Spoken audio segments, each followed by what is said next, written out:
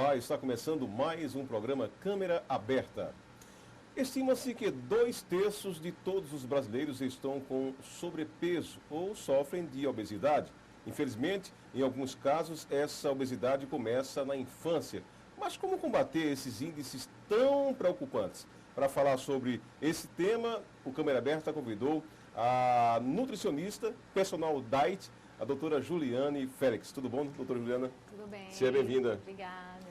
Doutora, por que as crianças têm também esse mal, a chamada obesidade? Hoje, na verdade, começa desde cedo, pelo corre-corre, pelo dia a dia. As mães hoje não estão mais tão presentes em casa, invadiu o mercado de trabalho e geralmente deixam as crianças na mão de babás, na mão de família. E não tem esse cuidado de mudar a alimentação, de procurar uma alimentação de mais qualidade. Então, já começa de pequeno. Então, a criança, se for para ela preferir, ela vai querer o quê? Coisas mais gostosas na intuição dela, né? No gosto dela. Então, coisas mais, biscoitos recheados, salgadinhos artificiais, sucos artificiais, balas, chocolates, ou seja, coisas que não são saudáveis. Então, já começa daí, da infância, começa a aumentar peso e cresce um adolescente ou adulto obeso. A chance de uma criança obesa continuar sendo um adulto obeso chega em torno de 50%. E para uma criança ir para uma academia, vamos dizer, um fato quase raro, né? Não deve a criança. Eu acho que o interessante na academia é quando ela, por exemplo, a menina ou ele passa da fase do estirão, né? 15 anos, mais ou menos. O ideal é você colocar em atividades físicas para a faixa etária dela. Por exemplo, levar a criança, o menino para o futsal, para a natação, é interessante. Então, brincadeiras que sejam adaptadas para a idade dela, mas que faça a criança ter vida ativa, né? Praticar uma atividade física. Diante do seu atendimento, dos seus dados do dia a dia, já constatou criança obesa a partir de que idade?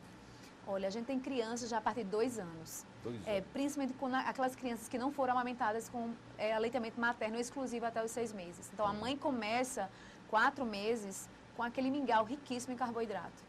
Massa, como a gente fala, que tem muitas mães que têm aquela ideia de que criança tem que ser gorda para ser fofinha, porque é bonito, que não é a verdade. Não é verdade. Então, não amamentou exclusivamente, o que acontece? Começa a introduzir a alimentação complementar muito cedo e geralmente ricas em carboidrato e pobre em proteína.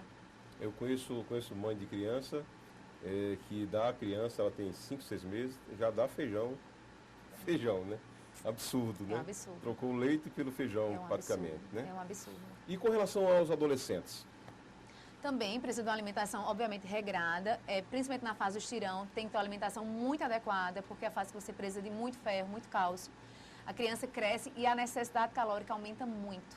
E esse adolescente geralmente também tem atividade física, seja na academia, seja no vôlei da escola, porque hoje tem campeonatos em escola. Exato, Entendeu? Então a alimentação também tem que ser adequada, senão eles vão para as grandes redes de fast food, porque são mais práticos, porque saiu da escola e é mais rápido, né? Então, ao invés de chegar em casa e pedir uma refeição saudável, eles preferem passar lá no fast food, que é mais prático. Então, a mãe também tem que ter essa preocupação, de deixar refeições nutritivas em casa, um lanche da tarde nutritivo e comprar no supermercado opções também nutritivas, né? Que deve começar desde cedo, mas trabalhar para que esse adolescente não se torne um adulto obeso. Qual o tipo de comida para essas faixas etárias, para as crianças e para os adolescentes? O tipo de comida que são mais prejudiciais para eles? Mais prejudiciais, sem dúvida, sódio, açúcar e gordura. Principalmente sódio e açúcar, porque o excesso de açúcar ele é armazenado na forma de gordura. Então, esses alimentos práticos, prontos, semi-prontos, que a gente encontra nas grandes redes de fast food, são riquíssimos em sódio e em gordura. E açúcar, porque a criançada adora chocolate, sorvete, essas coisas, então é evitar, sem dúvida. E na fase adulta? Na fase adulta, aí a gente vai aumentar um pouco mais de fibra, reduzir gordura também, porque adulto não tem essa necessidade tanto de açúcar como a criança, mas assim, aumentar mais fibra, diminuir gordura e proteína magra, que é interessante também na fase adulta, né? Ganhar músculo para manter o metabolismo acelerado. Em média, vamos dizer, uma criança com 10 anos de idade, ela deve comer no almoço em torno de quantos gramas? Não, a gente não tem nem como definir em relação a gramas. A gente, assim, tem que deixar uma coisa bem clara. Dieta é algo individual. A quantidade de calorias que você precisa, ou seu filho precisa, é diferente de outra criança.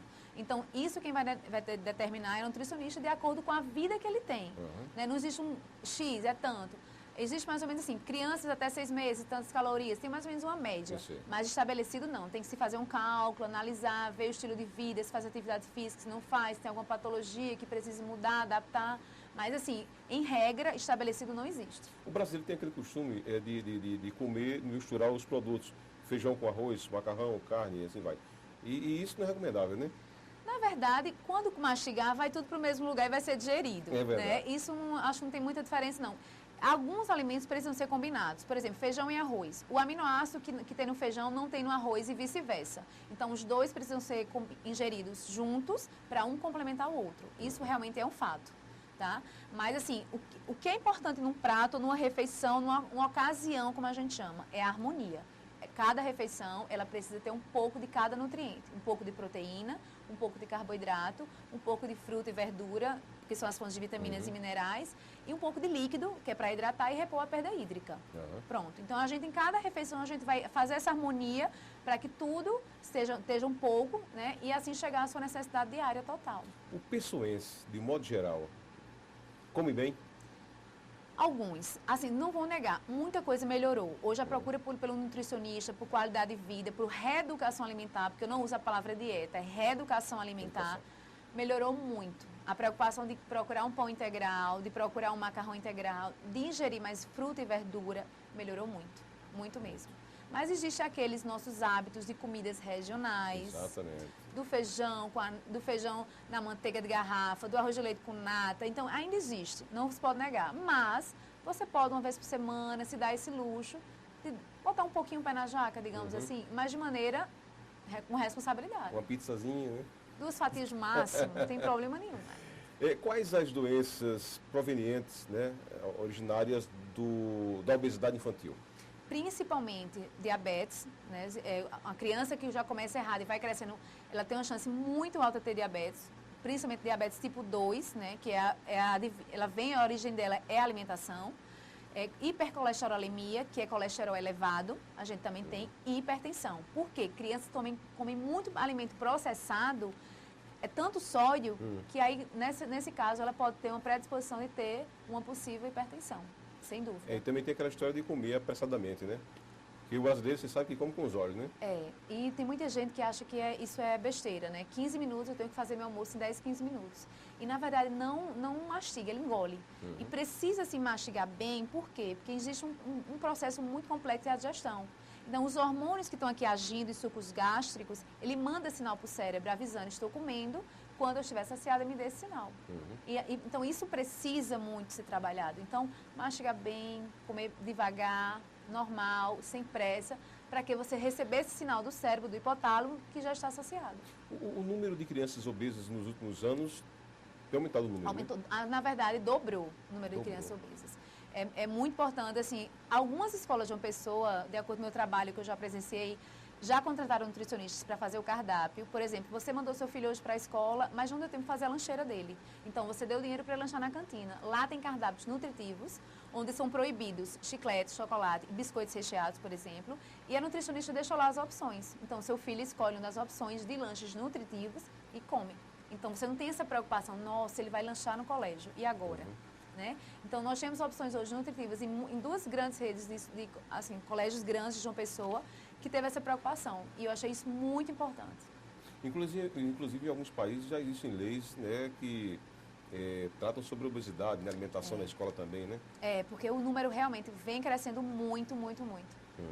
E adolescente é uma coisa, criança e adolescente é uma coisa que você tem que conversar, às vezes tem a teimosia, e não adianta, eles gostam dessas besteiras mesmo, e tem que entrar em acordo. Come isso, hoje amanhã você não come, o dia do lixo, como eles chamam, vai ser só final de semana, refrigerante só final de semana, porque se tiver na geladeira, ele vai beber, você não vai poder impedir. Então, compra só para o final de semana, deixa lá um suco pronto. Se ele abrir a geladeira e ver um suco, ele vai tomar um suco. Eu conheço uma outra nutricionista, doutora Juliana, que ela, olha aqui para as crianças, né? Isso aqui é na geladeira para comerem a semana todinha. Se comer tudo hoje, não vai ter mais, né? E é por aí, né? Eu não ia dessa forma, não. Eu acho, é muito carrasco também, né? Não, eu ia dessa forma, não. Eu ia pelo diálogo e falava assim, isso acontece muito e dá certo. Ter o diálogo e falar, durante a semana tem que comer assim. Isso, suco, feijão com arroz, tal, tudo direitinho. No final de semana, você escolhe uma refeição ou um lazer, a gente sai para ir para uma rede de fast food, você escolhe um item. Então, é conversar. Deixar a criança comer tudo em poucos dias, porque a criança vê a despensa recheada, a geladeira, não adianta, ela vai se esbaldar. Mas aí foi psicológico, ela realmente orienta para servir todos os dias, né? Mas se você comer tudo hoje, não vai ter mais amanhã, é isso. É a força do pensamento. Também pode trabalhar o psicológico dessa forma. É verdade. Ser. E como identificar a criança que ela está com indício de uma certa obesidade ou se precaver? Isso a gente analisa através do peso, né? A criança vai ao consultório, a gente pesa, faz altura, e através de 3 índices estabelecidos pelo Ministério da Saúde, que a gente chama AI, que é a altura para a idade, o peso para a idade e a estatura para a idade. São 3 índices. A gente avalia através de uma curva de crescimento, peso para o crescimento, e vê. Se ela tiver entre a faixa de normalidade, está no peso adequado. Se estiver acima do percentil 97, ela está obesa. E abaixo, ela está em risco ou em desnutrição. A gente vai avaliando. É mais incidente no sexo masculino ou sexo feminino? Na verdade, vou ser bem sério, criança é bem relativo. Não tem assim, é mais homem, mais mulher, não. Os dois, na verdade, tem uma população bem significativa em ambos os sexos. Como deve ser um alimento de uma criança, digamos, de 5 anos, no dia a dia? Por exemplo, café da manhã.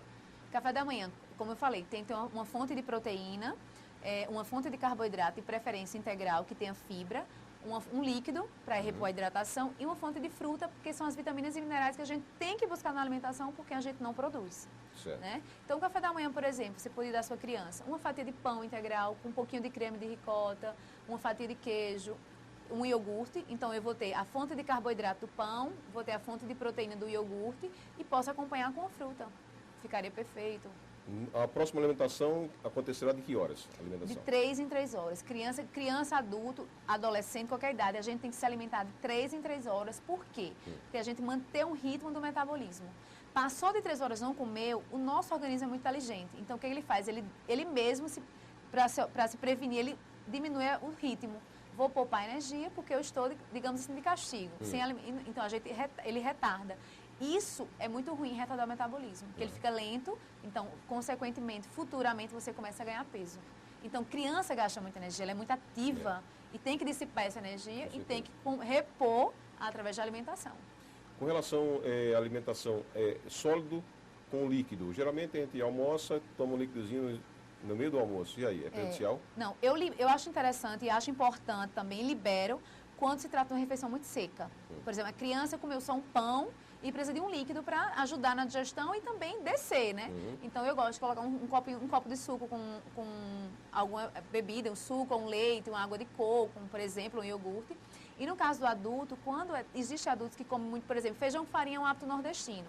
É comum você encontrar. Então, é uma comida muito seca. Nesse caso, eu também libero em torno de 150 ml de suco, no máximo. Não vai prejudicar a digestão e ajuda e facilita também.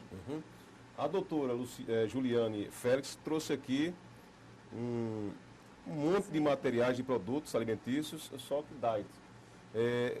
Como é que é isso aqui no dia a dia de uma criança e de um cidadão, como eu? Na verdade, eu trouxe algumas opções nutritivas que nós temos no mercado hoje, porque não é só chegar em casa, abrir a geladeira e ter algo pronto. Hoje o mercado vem se preocupando com essa alimentação mais funcional, tá? Então, eu trouxe algumas coisas mais nutritivas, como, por exemplo, fontes de carboidratos. Nós temos salgadinhos de soja. Eles têm um teor maior de proteína, mais fibra, não tem gordura saturada nem trans, que geralmente os outros salgadinhos artificiais têm. Temos pipocas orgânicas, feitas de milho e açúcar orgânico e sal marinho, que também é um tipo de nutriente, assim, carboidrato, que a criançada vai gostar. Sem glúten e sem colesterol, zero de gordura trans, né? E é interessante que é orgânico, é natural, não tem nenhum tipo de conservante nem corante. Né? Nós temos também bolinhos de chocolate, também sem açúcar, mas são deliciosos, um teor de proteína também alto. Cookies são biscoitos integrais no sabor chocolate, que a criança também vai gostar e nem vai saber que aqui tem cacau ao invés de chocolate. É uma opção muito boa. Tipos de queijo fundido, na verdade, super prático, porque é só um quadradinho. A criança leva e come, sem precisar ser uma fatia de queijo necessariamente. Um gosto muito parecido com o queijo... Com queijo normal, exatamente. A fruta, claro. Essas opções eu trouxe porque são barrinhas naturais, tá? Ela não tem açúcar, mas não é especificamente para o diabético. Elas são frutas misturadas com oleaginosas, que são castanhas, e ela não tem açúcar na composição. Então, a criança pode comer achando que é uma barrinha e vai satisfazer tranquilo. Pão, massa. Pão. A fonte de carboidrato, criança precisa da fonte de carboidrato. Eu trouxe exemplos para lanche, para criança, são bisnaguinhas.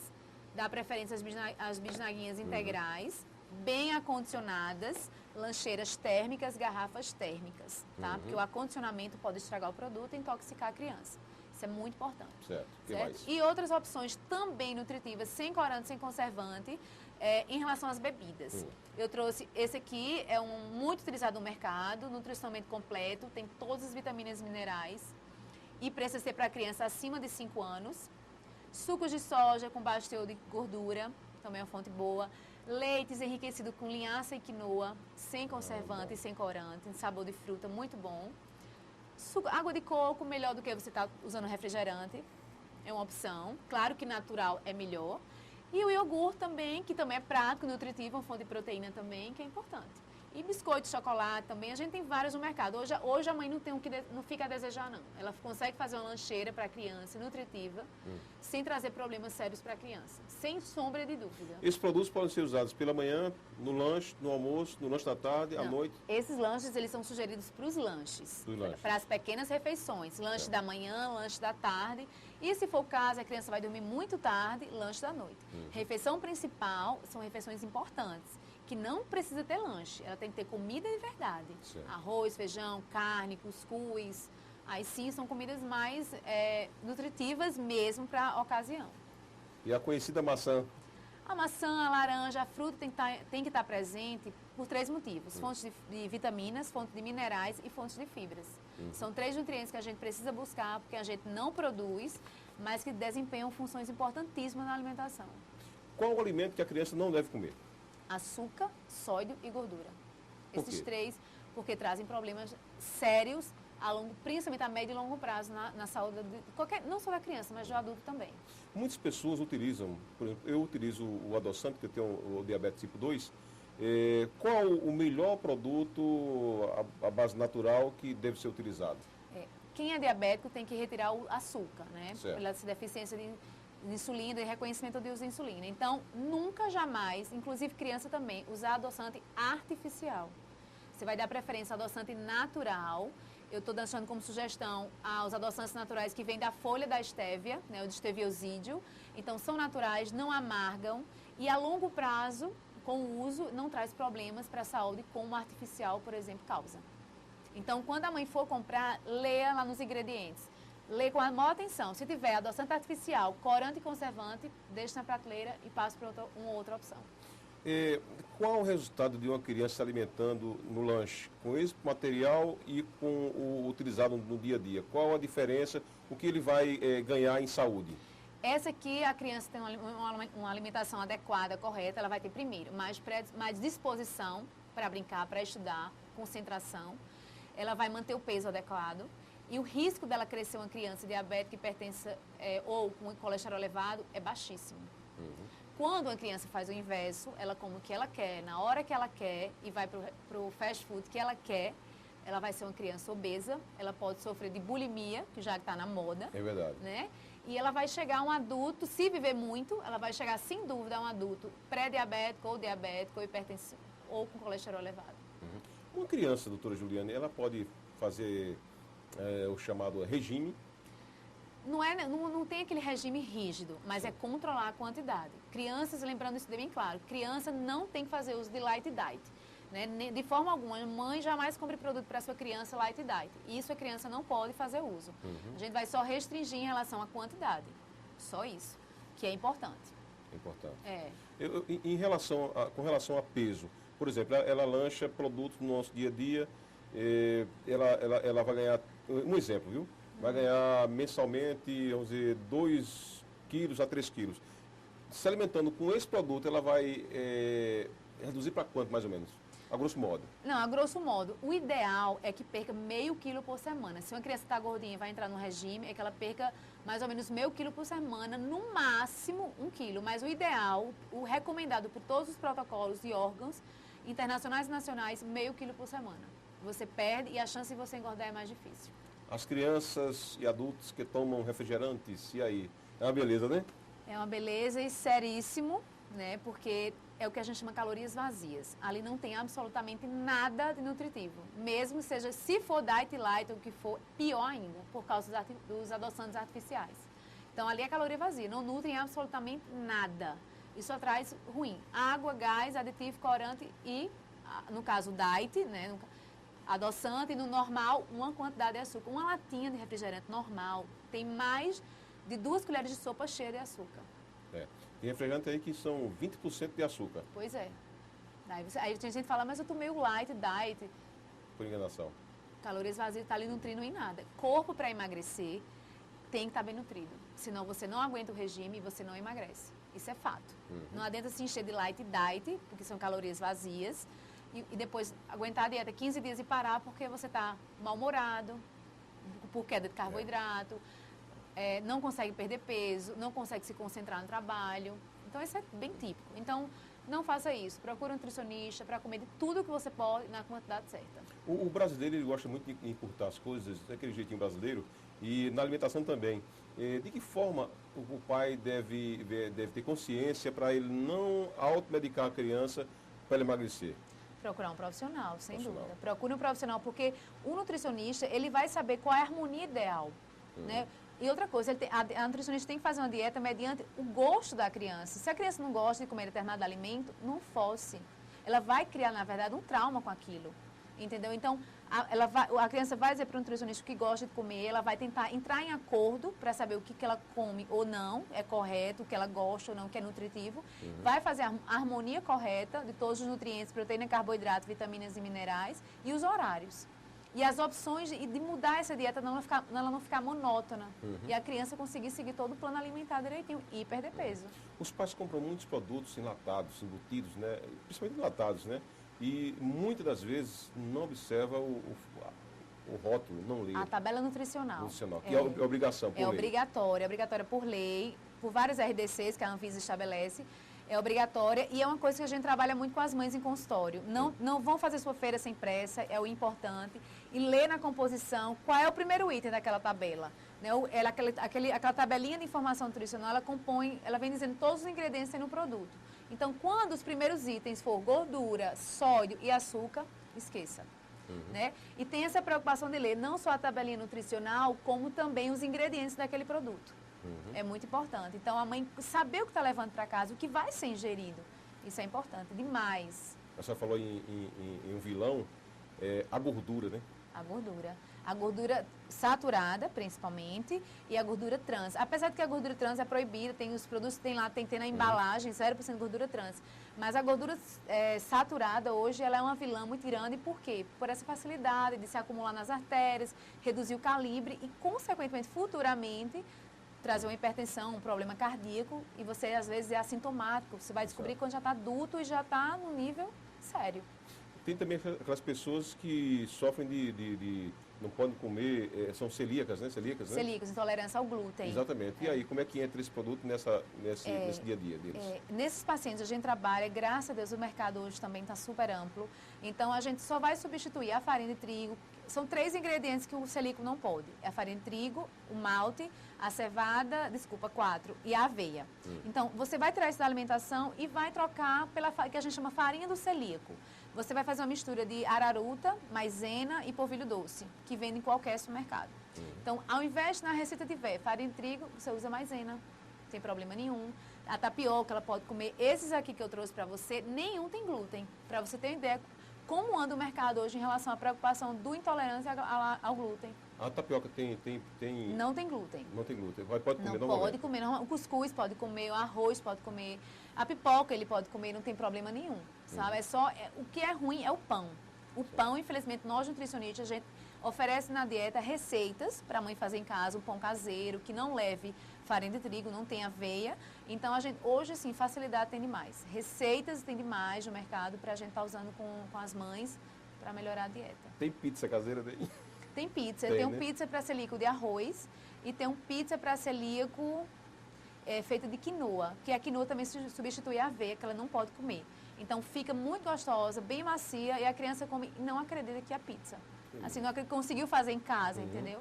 Então, a gente tem muitas receitas para celíaco, tenho vários pacientes celíacos e intolerantes à lactose também, tem crescido muito. Interessante.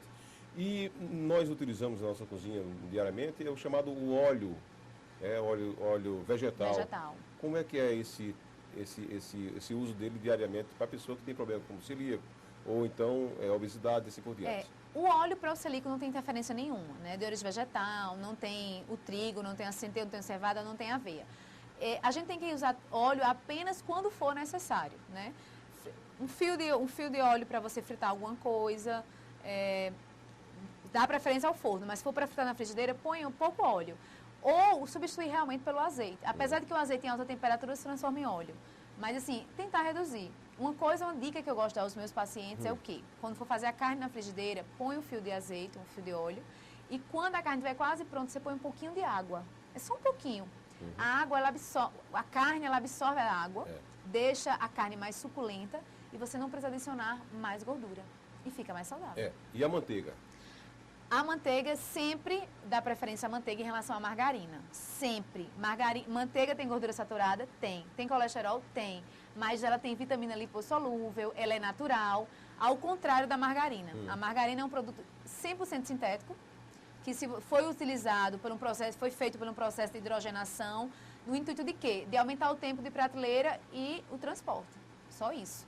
Mas que faz muito mal à saúde, porque ela é 100% sintética. Então, se for preferir manteiga, sempre. Você não vai usar uma colher de sopa de manteiga no pão. Você vai usar uma colher de chá rasa apenas para dar um sabor no recheio do pão. Ponto. Mas margarina, nem pensar. Manteiga, sempre. E o suco que a gente toma diariamente, é melhor chupar a laranja do que tomar o suco dela? Sem dúvida, a fruta. Porque né? quando você faz o suco, toda a fibra foi embora. Você jogou no lixo a fibra que tinha na fruta. Mas, se você quer beber alguma coisa, prefira o suco. Um refrigerante, uma coisa... Mas, assim, se for para escolher o suco e a fruta, a fruta. Uma maçã, por exemplo, ela pode chegar a ter quase 3 gramas de fibra. É muita coisa. Né? Se eu fizer um suco, eu vou jogar fora na casca, por exemplo, toda a fibra que eu precisava, que é uma pectina. Que é uma fibra e o bagaço da laranja é gostoso demais, né? Então, assim, quer um suco laranja, que é glicose pura, prefira cortar a laranja ao meio, descasque e chupe com bagaço e tudo. Seu organismo agradece, seu intestino agradece, sua pele agradece. Porque funciona como uma bela vassoura. No início eu não sei a sua função, o seu trabalho, nutricionista, mas depois eu disse personal diet. Personal diet. Isso é novidade?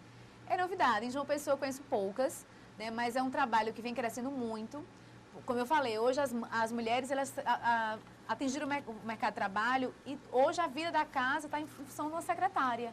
É a secretária hoje que faz tudo, ela que faz a feira, ela que lava fruta e verdura, ela que guarda. E às vezes quem garante que você saiu para o trabalho e ela está fazendo a coisa correta? Ela higienizou bem a verdura, ela arrumou bem a geladeira, a ponto de não estragar os alimentos. Aí o que acontece? A personal diet vem para isso.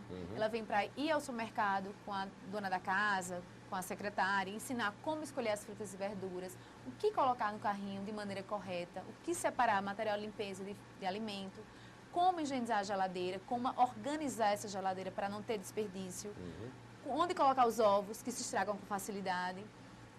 E assim vai, até mesmo ensinar pratos mais light, mais nutritivos, mais funcionais. A gente também faz isso em casa, tanto para a dona da casa como para a secretária. Você falou aí de colocar ovos na geladeira. Na porta da geladeira. Muita gente coloca exatamente e vem, inclusive, adaptação, né? Na porta da geladeira. Acho que 90%.